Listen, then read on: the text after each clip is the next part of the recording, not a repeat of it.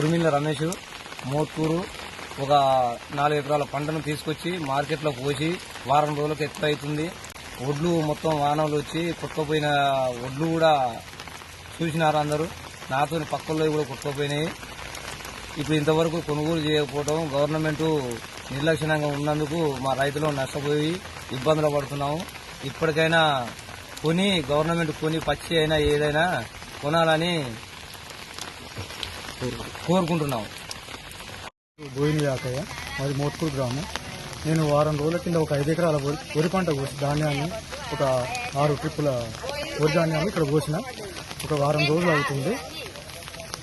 కానీ ఈ తడిసిన ధాన్యాన్ని కూడా ప్రభుత్వం కొనుగోలు చేయాలని, అలాగే ఈ కొనుగోలు కేంద్రానికి తొందరలో ప్రారంభించాలని మా రైతుల తరఫున నేను కోరుకుంటున్నాను. మాతో పాటు చాలామంది ఇక్కడ రైతులు ఒక 50-60 బస్తాలు ఊరిలో పోయినాయి. ఇవన్నీ మా పంట నష్టం ఏదన్నా నష్టపరిహారం చెల్లించినా కానీ మాకు ఆదుకున్న వారు రైతులని ప్రభుత్వాన్ని చెప్తారు.